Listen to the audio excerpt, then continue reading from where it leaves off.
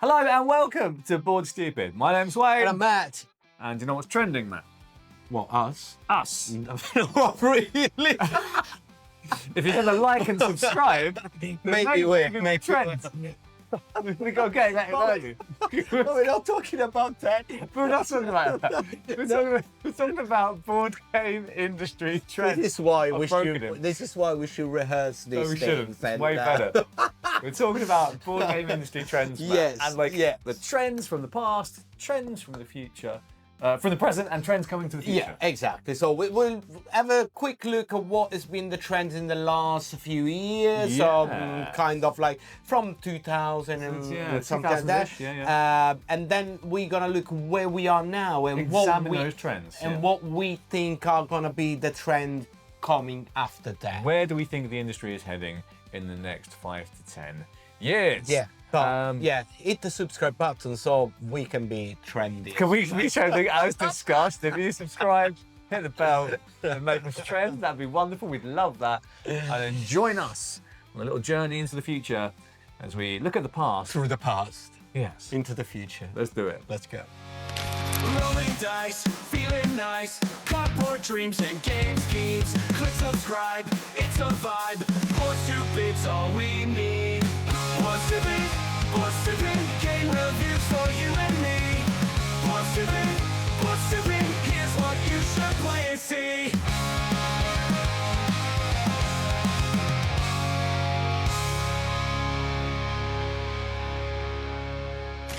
Okay, let's start this little chat.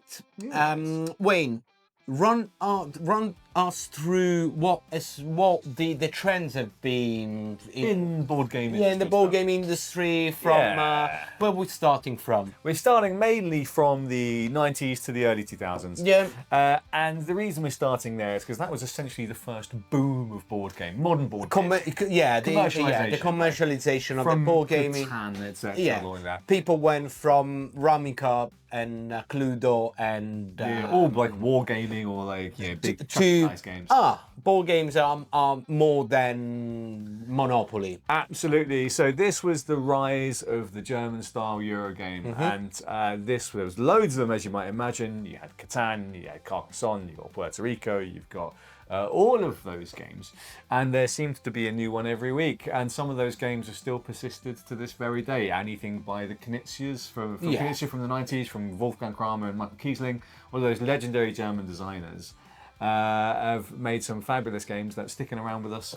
To this day. They created like the some of the genres or some of the mechanics that we still see at today in a shape or another. So it seems like the first golden age where these people were coming out with like ideas from literally. The industry moved away from like dice chucking, and way more randomness and like the D&D type games, to way more into like mechanical design. A little bit beige, but a little bit beige. that is very true. But it was an interesting time, Matt, and certainly one that is we still feel it. And now, like you said, we say quite a lot on the channel that everything's a hybrid these days. Partly because of the strength of these old German designs. Of course, but opposite to that, we move on a little bit later, and then we had this kind of big thematic boom. Yes. Mostly, I think, thanks to Kickstarter, but this even goes back to like the mid 2000s, the 2010s, getting into those big, plastic-heavy adventures. Yeah, and mostly thematic. So what some of the people out there will call it like an Ameritrash that we absolutely hate as a term.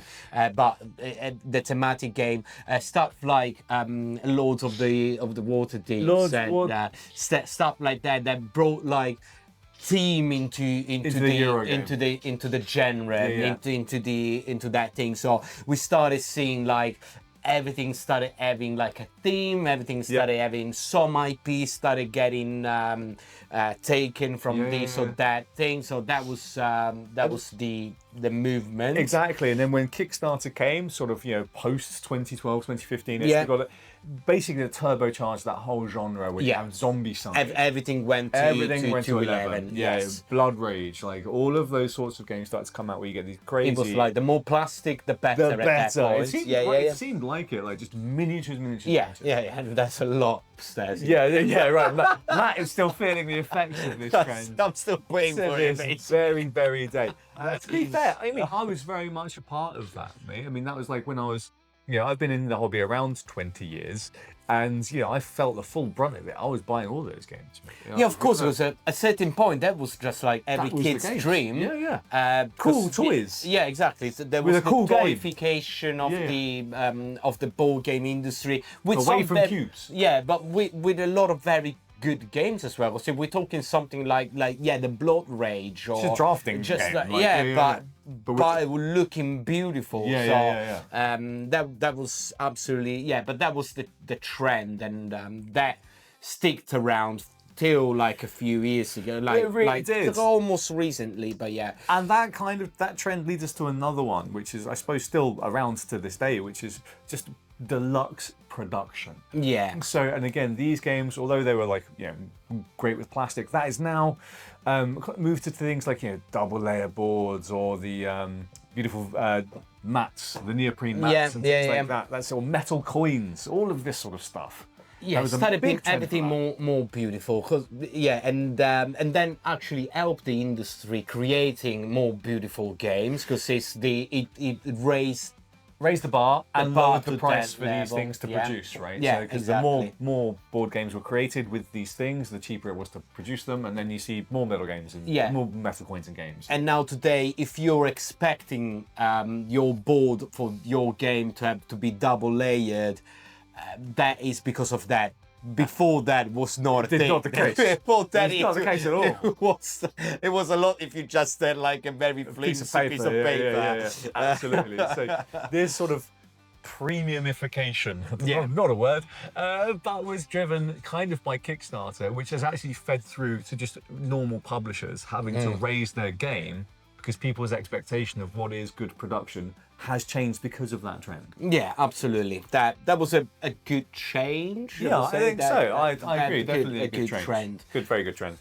We did have a big trend of sort of roll and writes and flip and writes in around 2018. It's this sort of very accessible, very easy to play games like Gansh and Clever and Cartographers and Railroad Inc. and this sort of stuff. There seemed to be one every single week with like some sort of roll and write. Yeah, there was a certain point there. There was roll and write, or whatever, write and flip and write, all that stuff. Yeah, right. Verb and write, I think they call this sort of the meta genre, which sounds weird to me. Yeah. And then I think there's an argument as to which one came first, but we've got the trick-taking trend. And then we also have the sort of the duel games trend. And kind of there or thereabouts. It's probably trick-taking trend first, and then duel games trend. Kind of like at the same times they came out. Because we had the Crew, which came out and blew trick-taking up, I feel like. That's true. It exploded it. Because before that we had Skulking, which is a fantastic game. Yeah. But way earlier than the Crew. Still a fantastic game. But the Crew came out, turned it cooperative, and now everyone is using trick-taking in some sort of interesting way. Yeah. Trick-taking where there's no trump. Trick-taking where there's like 3 different layers of trumps. Trick-taking but it's cooperative. Trick-taking but it's political. Trick-taking but it's Twilight Imperium with arcs. Trick-taking but it's Twilight Imperium. And we're kind of still feeling that as well. Now we've got really heavily thematic and story-driven. Well, if you think one of the recent game that literally sold a lot was The Lord of the Rings, the trick-taking. That is a fantastic game. But really good. there would not have been that if there was not this trend that kind of like trends. Because something to note at this point is that these trends fuel innovation. They people start to jump on the bandwagon, and yet they can kind of burn out, but then they can also generate these amazing games that get kind of spat out in the jungle of everyone jumping on top of it. And and the duel game that has been probably I think is dying out now. But in the last year and a half, the last 18 months, if you didn't have duel on a box, that would not have been a board game. Yeah, it feels like it. Everything. And it came out with some very good games, and came as well with not that good games Kind as of a bit well. naff, some of them. They tried, or like just to crowbar it in, but you had. But that is what happened with these trends every time. Someone's create the trend, someone does the boom with a game, and everybody comes after and trying to replicate and trying to get part of the Get of a that piece of the cake. pie, right? Get a piece of the cake. But sometimes you need to rush to do it, because again we're talking about a board game to follow a trend. A board game is, you can't put a board game out to market in 3 months time, 6 months time, not in a year. Takes a while. Takes with play testing and everything. Normally a lifespan is 18 months, 24 months. Yeah, So we're talking about a couple of years. That's why I think when you see this many like duel this, some of them are not that good because they just try to jump on the wagon without really thinking about the game itself. They just sometimes just slapped a little bit of a dual sticker on that game and send it It's out. kind of interesting, I find, the duel trend as well, if we examine that for a little bit, because you can go back like way further to things like you got Star Realms and you got Seven Wonders Duel and you got Jaipur. These are all fantastic games, but they're a bit older. And they're like way older than the current duel trend. Yes. Even Seven Wonders Duel, which has duel in the name. Yeah. So there was kind of a delay, and then suddenly the Yeah. industry went, actually, everything has to be a duel. But I think that is my reason for that, why that things happen, is because it's all because of pandemic. Because during not the game, the real one, the actual the pandemic, actual, yeah, right. the actual one that was outside the door, not on your table, table. yeah. People during pandemic, they rediscovered the hobby. They started playing more and more and more, and then when real life has started again, they found out that it's not that easy to have four people around the table all the time. So a lot of people will play just with their partners or with one friend. That is way easier to find. That's why the duel is so appealing to the people. And again, when you see the title that you loved playing, for example, Everdell, you love playing Everdell, and then they tell you like, look, there is a duo version that you can play in 2 people instead with your of 4 partner or whatever. and still have fun. You will be like, oh yes, give it to me. I will buy that. Like I said, you got Everdell Duel, there was Furnace Duel, there was Living Forest Duel, King there was of Azul Duel, Tokyo. King of Yeah, Tokyo the- Duel, just like- blah, blah, blah, blah, blah, blah, Yeah, blah, blah. My God, there it was so what's the cat game? Isle of Cat Isle of Cats Duel, yeah. It was just like literally like still coming as well. yeah, but it seems like slowing down. We sit in the crest of it. I think we are a little bit over that, and we'll talk about. I got 1 point for the future Cool. exactly about that. But yeah, this is basically bringing us to Up to date, today, pretty much. more or less. More or less. That was I'm sure we've missed a few. Yeah, but- there was a very quick pum, and Yeah. just to set up the scene. So what are we seeing today? So the current trend that we're seeing in the industry, that it's all about wholesome, cozy games. Cozy games is the big industry buzzword, I feel like. It is. Everyone is talking about cozy. Yeah, and it's gonna be cozy for the next year, for 2026. We saw a few previews behind closed doors about gaming coming out in 2026. They're not even been announced yet. And cozy is the word. And it's not bird anymore. No, it's cozy. Literally in the name of the game. Yeah. No spoiler, it's in the name of the game. So what's quite really interesting is these games have kind of got this very gentle mechanisms, kind of, and also very or relatively low interaction, Matt, which is actually quite interesting. It's kind of taking us away from almost the opposite of duel, which is like me and you, we're gonna fight this out, we're gonna battle, and one of us is gonna win in this game.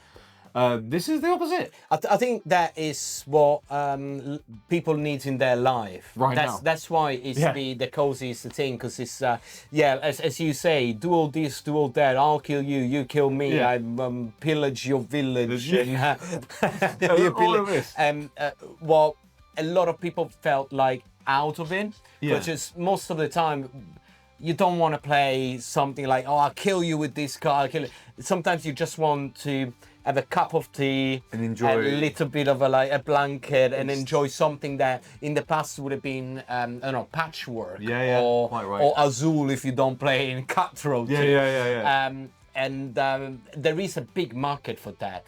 There is a big market of people that just want to have a relaxing time playing board games. They don't want to kill their partner. Yeah, or at the same time, they don't want to not utilizing their brain, but you know what I mean. Like you don't want to be hyper focused on the game, trying to win and remembering, trying like to maximize everything. Yeah, exactly. What you mean, you want an enjoyable activity that can massage your brain. Yeah, not squeeze it. Yeah. But and having this, so again, this one we can say quite like for sure that this is gonna be the words for the next year of 18 months. Yeah, to say that's my question then. How much legs does Cosy have in the industry? Like we've just started to see a little bit of it, but we've also, if we think about games like even Flamecraft from a few years ago, we've maybe kicked it off. I mean, we'll see. I mean, but I think it does have a lot of legs because the board game industry, thank God, is starting expanding to like different type of audiences. So it's not the smelly nerds anymore. I mean, we were the first ones, but it's opening to a lot of more like genders and more diverse audience. Very different type of audience.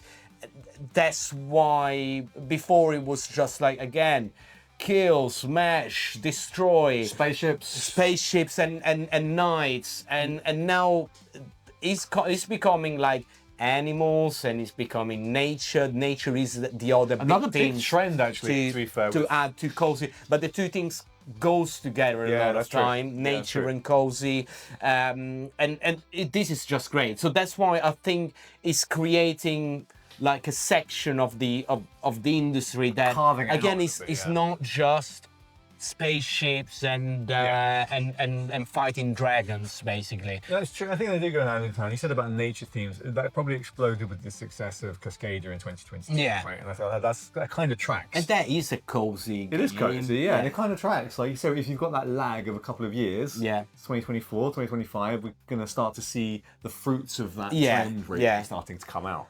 That's really fascinating. Do you feel like, is Cosy like an actual shift in game industry philosophy, or is it just Euro games with a fluffy coat of paint? No, because I think in their being cozy, it's not just because they look cute. Yeah. I think there is a coziness in those games. It is a design philosophy. There is a design philosophy behind. I'm taking something like Patchwork that is not in this wave, but it's kind of like the grandfather of these kind of things. It's a game that you building your own things. It looks beautiful. Yeah. You're playing still with another person. There is a little bit of elements of interaction without being too mean. Yeah. And you create something very nice. That it looks nice. The new version is great. And at the end of the day, even if you don't win, you're still having that that feelings that, oh, I didn't win, but that was a nice half an hour. Yeah. So I think that it's got its own thing. It's not just in what it looks like, but what it makes you feel like. Yeah, 100%.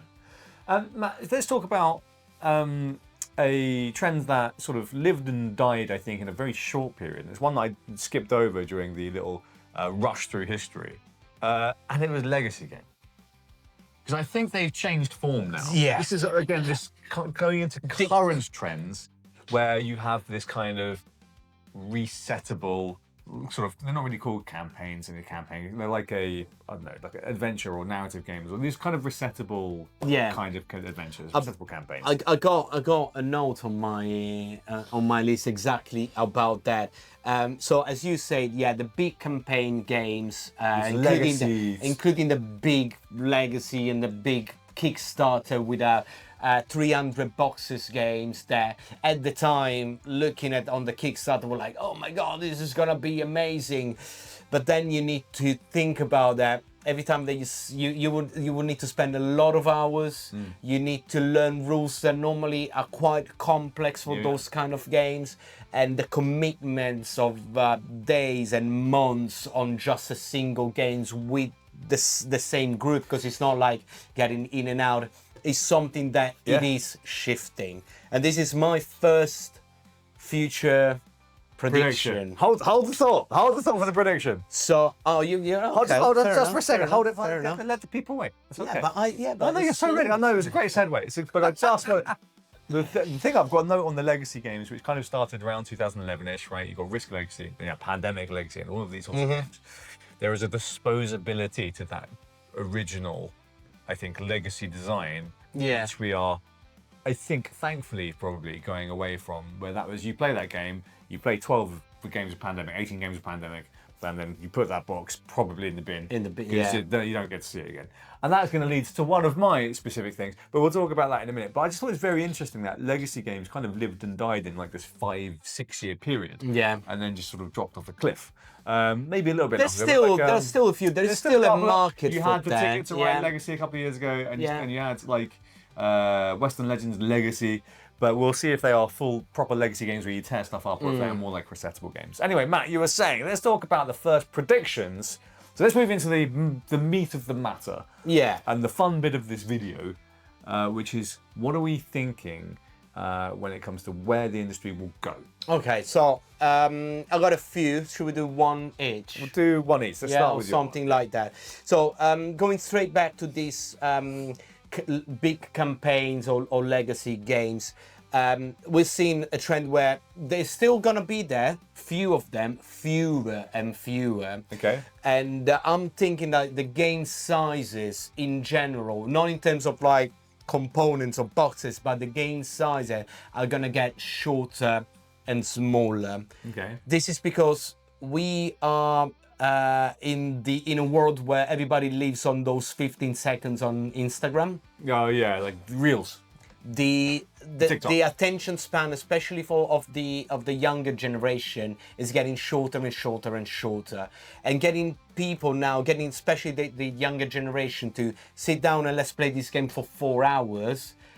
I don't think that is gonna happen. I think that it's gonna be. I think that it's gonna be way more shorter, snappier, and streamlined games. That doesn't mean they're gonna be bad. I think they're just gonna be, the market itself is gonna shift to something that is more quick and easier to pick and go and play, and give you that rush of emotion that games like 3-4 hour games give you in a way shorter way. So you think generally games are going to go towards shorter time frames, or are you talking specifically around legacy and campaign? I think in general, not just in the campaign. The campaigns, in general, the campaign are going to be there. The bigger game are still going to be there, fewer than what we got now, but the general average is going to be shorter games. That's interesting. So we'll be moving from, let's pick a number out of the air. Let's say, for example, that the average board game for the hobby gamer takes an hour and a half. Right? Yeah, let's say 90 so minutes. We'll say 90 minutes. And with you, so you think in future this is going to go down to like maybe 45 minutes? 45 minutes, yes. And you get it done, boom, boom, boom. I think that's probably quite an interesting prediction. I think that we are going more shorter, more intense experience. Yeah, it's just because like it's how most of the time the kind of like trends, they're not just like in the industry itself. Trends comes from somewhere else most of the time. Yeah. Or there are some other... The industry reflects. There are all other things that influence those trends. As we said earlier, like Pandemic, not the game, the real one, kind of helped all that Kickstarter stuff. People went there home, they were spending their money on the internet. Help the 2-player game burn. Yeah. So that is what I think is going to be a thing. Okay, I like it. Shorter game times. Yeah. Cool, okay. What about you? Give me one. I'm going to give you one, and I think this is again referencing where you talked about these big campaign games and like people not having the time for them. I'm going to riff on it, and I actually think we are going to see campaign games, but I think this is where we're going to see the legacy of games, like not legacy, but the actual legacy of games like arcs, where campaigns will be literally 3 acts long. Yeah. I think we're going to be seeing way more very short, resettable campaigns that will have lots of variety within that very short campaign. But then you come to my point. Yes, So, sure, yeah. But I'll say like maybe not like the game time length. No. But campaign then if you take if you take like what a campaign will take you like 90 hours, this version is gonna take you 10 hours, 12 hours. I am not young, but I definitely have a short attention span when it comes to stuff like this. So I feel like if you give me a game where you say this is going to be a really interesting, intense campaign, that each game is going to be 2 hours long, whatever, you play 3 of them, there's your big adventure, and the next time you play it, you can reset it and you'll have a different adventure. I'm like, I am here. Yeah, fair enough. I don't have to play 90 hours to get to the end of this adventure. Yeah. I can play 6 hours over 3 games and have a great time. Yeah. And I think we're going to see that way more. So something like what the Modifius guys did with the Mass Effect games. Exactly that. Like the entire campaign is six games. Basically, you can do it. We did it in an afternoon. We sort of ramped it off in, and exactly like Arcs has done with the Blighted Reach campaign. Almost exactly like that, and we'll start to see that influence in game design. Okay. Where's the next one? My next one that I got here is again going back to the 2-player games. And to the duel things. So as we said earlier, we saw that duel things is kind of like dying out. But what I think this is gonna create, the 2-player market is not that. It's just like it's that duel this, duel that. And what I'm seeing happening, or what I wish happening, is to make more proper 2-player board games. They're more meatier in that they're not just like a 1 versus 1, or so I'm talking about what in the past has been Twilight Struggle, for example. That is a meaty 2-player game. And stuff that I saw recently with something like Flat Iron. Flat Iron is a meaty 2-player games. It's not just like a quick card games, or it's a game made for 2 players. Or something like Sail, even simpler. Sail, the trick-taking game, 2-player game, is a game for 2 players. Then it's not just like throwing another card games so linked everything together again. Those games take a shorter time to play because it's just 2 players. There's not really downtime. About an hour and a half, Production is smaller, less components and everything, but still creating that burst of emotions in that small thing. So give you a feeling of a bigger game, but 2 players. Just 2 players. So your thinking is bigger 2-player games. In terms of experience. Basically, bigger experience for a 2-player. So going away from the usual like card game or Star Realms or whatever, and going more to like a proper board game, but just for 2 players. I got another couple of examples of that recently, which was Ironwood, one of our favourite games of 2024, and of course Kelp. Absolutely, fantastic. Yes. And they are 2 examples that could be an indicator of where we're going with the 2-player games, like those big chunky games. Because they were absolutely successful last year. And tremendous too. So I'm quite sure that there are designers out there that are finessing their game now that will come out. These fabulous, exactly. Also, great examples of beautiful production for 2 players. Yeah. And they're worth their money. It's not just like, really again, it's not just cards. So, that is another one. So my one is going to be as a result of a lot of the uncertainty the industry has faced over the last year, with the Orange What's It over in the United States, messing about with everything and tariffs and blah blah blah, and actually causing a lot of trouble for US-based publishers. So causing lots of disruption in the production, lots of disruption in the finance, especially in the pipeline of board game design and trying to deliver those games to people. Whether or not you believe in the principle, or whether or not your politics align, doesn't matter. That's not important. What's important is the downstream impacts. And I think the impacts will be actually smaller footprint games.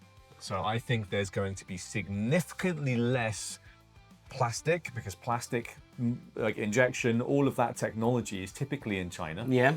So I think what we're going to see is way more of a trend over the next few years towards games that are easier to produce within the United States. So that typically means more card, paper, wood-based product. Yeah. Right? And I actually think that's going to be more small production. Yeah. Smaller boxes that can be freighted cheaper, can be shipped easier, and is also, I suppose, slightly more bulletproof when it comes to disruption in the industry. If your production is cheap and it is small and it is cheap to get around, then it's slightly less buffeted by big changes in sort of global political issues. So I think we're going to see a shift towards smaller games, not necessarily in experience, but in product and production.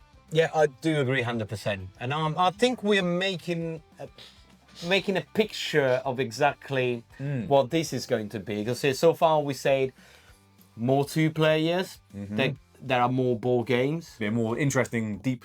Quicker. Yeah, 45 minutes to an hour. Smaller in terms of like the physicality. The footprint, maybe box like this. With more like going back to wood and recyclable materials and all that stuff. So I think we're making like a nice picture of what we think the new trends is gonna be.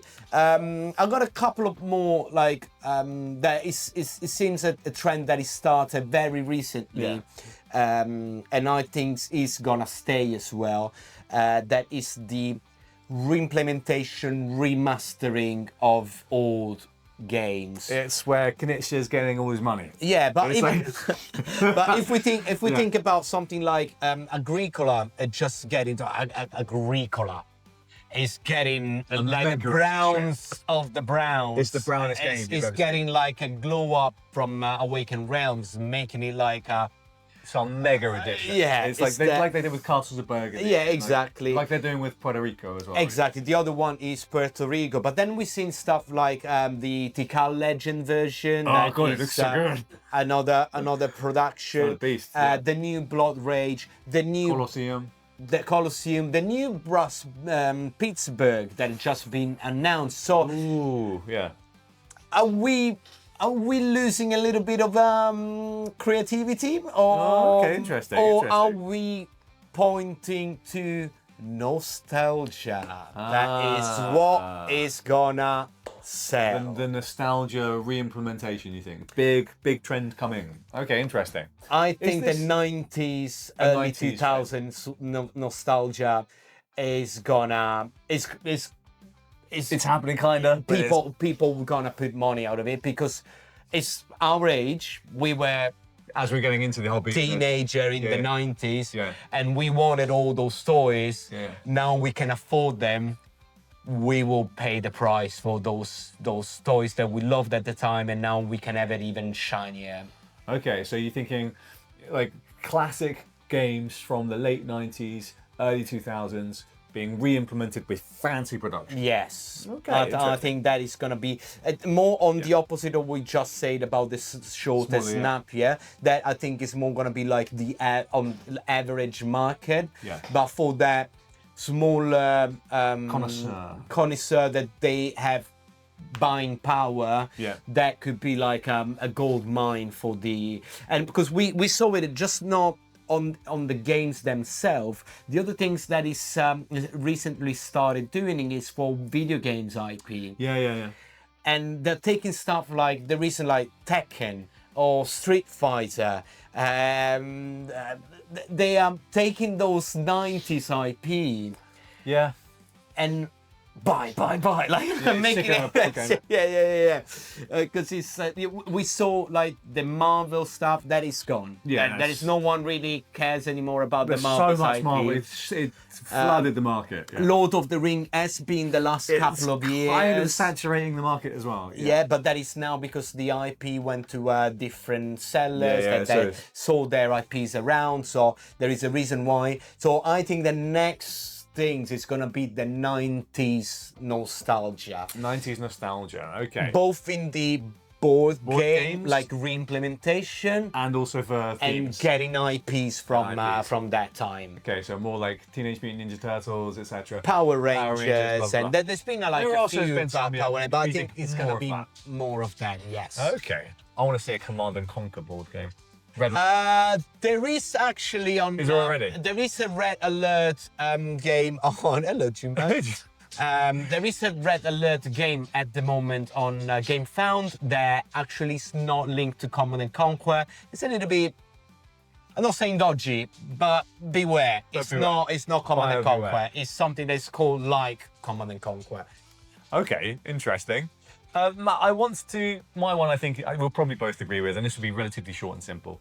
We've seen a little bit of a trend of it, where, especially with Endeavour Deep Sea, but also some other games that have used sustainable Oh yes. production. Czech Games Edition as well doing it. Yeah. Mighty Board's also doing it, using things like rewood, totally recycled, completely plastic free, innovating materials that are like biodegradable as well. I think we're going to see much more of a trend towards it, and I'm here for it. Yeah, I don't want that to be a trend.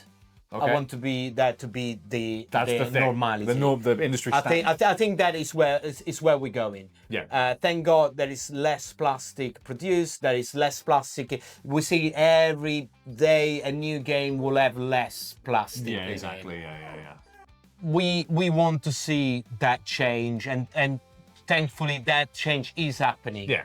And I don't want that to be a trend. No, that needs to be. I agree. I want to see more of it, and then I want it to just be a thing. But again, all the publishers are getting really on it. It's like anything else. The more people do it, the cheaper it becomes to do. Of course, and then yes, the more everything. people do it. So Yeah, it becomes a self-fulfilling prophecy. And more, if you guys, when you buy a game, you should expect that game to be should ask for recyclable, it, or yeah. exactly. So Ask for it.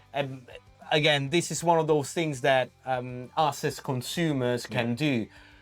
Too much plastic, I might not buy it. I might go for a product that is completely plastic free. So it's good. We're going into the right direction. Absolutely. I got a couple of more shorter one, but touching the industry from a crowdfunding perspective. Let's go. Again, this might take like an entire separate video to do it, but I just want to mention it here. So we saw that the Mighty has fallen, and a few of them have fallen recently in terms of like Publishers.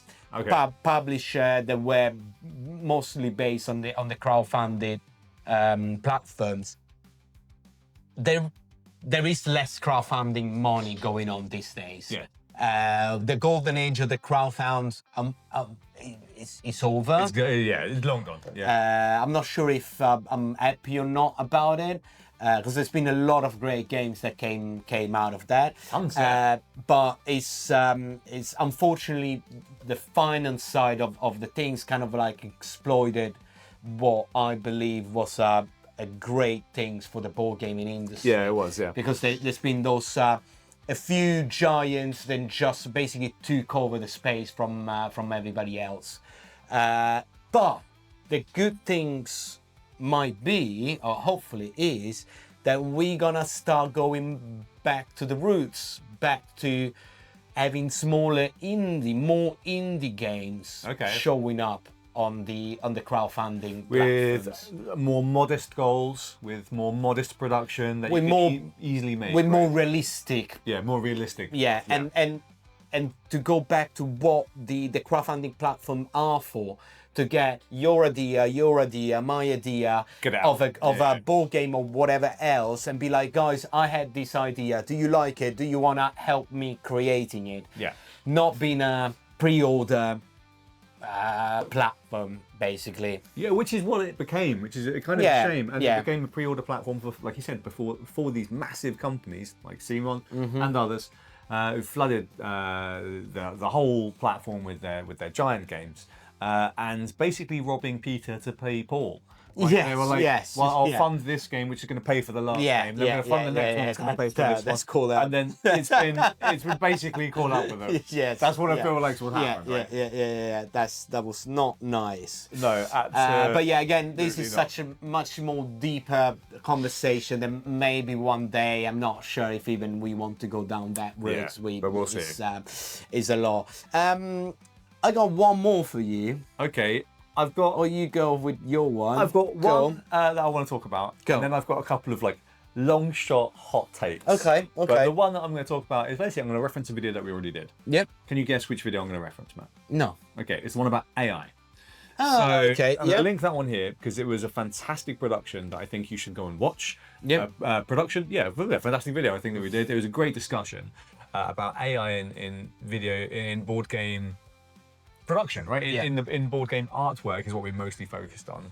But I think what we're going to see is a trend in games designed mechanically through AI, where people, and we won't necessarily know until it's too late, and someone will be like, yeah, I asked ChatGPT to design a tile laying game in the style of 90s Reiner Knizia. Yes. I feel like okay. That might be the next big scandal in the industry. Yeah. Yes. I feel like that's gonna happen. Yeah. Because at the end of the day, you will never know. You But that's won't what. know. Well, I'll go. Yeah, go watch that videos. We had that conversation as was a well really good one. about Yeah. what if I do it and it's so good that you can't tell it. Yeah. Am I still a bad person? Well, probably yes. Let's just say it. But you will never know. So. So what, right? Yeah. What's So- gonna happen then? Yeah. I feel like we're going to see that for sure. There'll be more AI generated art, and as long as, like as we said in the video, as long as people are completely open about it, then fine, because you can choose with your money how you spend it. But I think the game design piece of it is going to be very interesting. That will be. Let's see what happens with that in a few years. And staying on the digital bits. Yes, digital integration. Yeah, there was a trend a few years ago. Yeah. There was app-driven, Loads, app-running. yeah, There that was was a lot of that, and the industry kind of like rejected it.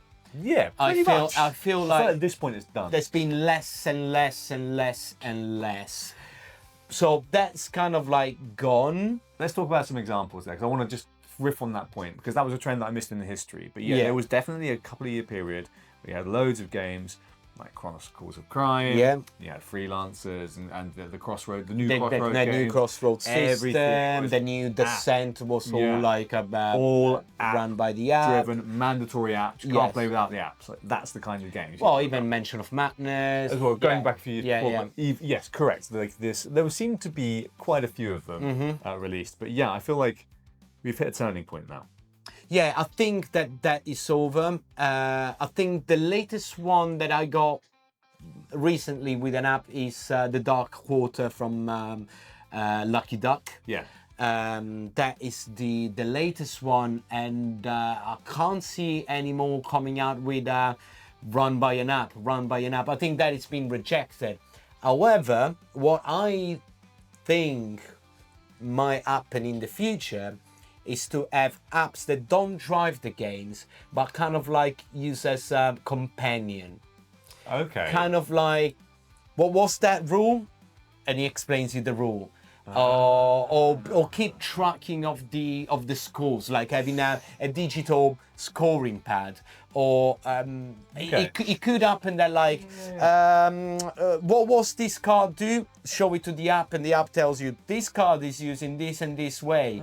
Or kind of like having FAQs about like, what about this card and this card together? Oh, if that happens, it was something that you will go into the book, check the FAQs, or go to internet and find the FAQ. It said you just scan it and it will tell you. It could be like as simple as that. But that's where something like AI could be really useful as a game. App integration. Yeah, kind of like having having a personal helper on that thing. So again, even learning the games, having an assistant that kind of like guides you through the learning of the game. Cruise or something. Yeah, exactly. That takes you like step by step into because. Of course, like reading a rule book is part of the game experience, of course, yeah. but it's kind of like limiting in some way because we know a lot of people that you show them a thick rule book, they just go, no, I can't do it. Can't do it. A lot of time it's not just because they don't want to do it. It's not because they're not smart either. Sometimes they physically, yeah, exactly. So having an app or something digital that kind of guides you and helps, I think that it could be a really useful thing. And this is what I hope that technology is going to use in the future in the board game industry. I think there is already an app that does something like this, where you can like take an image of your end game state and it will give you the score. That sort of thing. Yeah, You've got something with loads of components. Bam, what's my score? As we've experienced in a long time playing games, making a good rulebook is really bloody hard. Yeah. There's many times where we've been playing games, being like, wait, where's that rule again? Oh my God, I'm spending 10 minutes trying to find it. Maybe an interactive helper. Yeah, think about it. You click the button and say, Siri, what about that rule? Siri or whatever it is. Or whoever it is. Say Siri. So all the people are listening now, the Siri thing is activated. Whoa. Yeah, absolutely, man.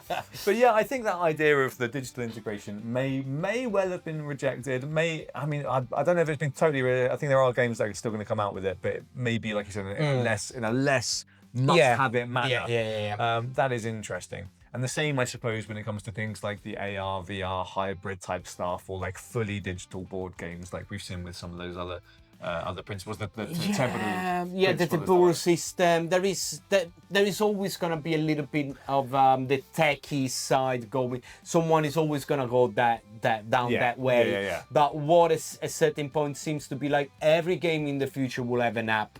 That did not happen, and it's not going to happen. All but right. Give me these hot takes that you were really unlikely ones. Go. But I like the feeling of them. So we've got Cosy, which right now, I feel like we might see a thematic trend to like dark cozy. What's a dark cozy? So you've got like these wholesome, low intensity mechanisms between players, right? Yeah. But you have that in like more like a space, Hello Kitty, yeah, or like a space. More like Hello Kitty, but more like in a space theme. Right? This is something like that Neon Hope is kind of doing. You've got cyberpunk grittiness. Okay. But then you have a solar, hopeful, relaxing kind of, or positive vibe. Okay, so sort of clash of. So you say moving from just cozy and cutesy animal nature to something that is cozy in a different way, in a different world, or interesting, or that design philosophy, but trying to say something meaningful. Okay.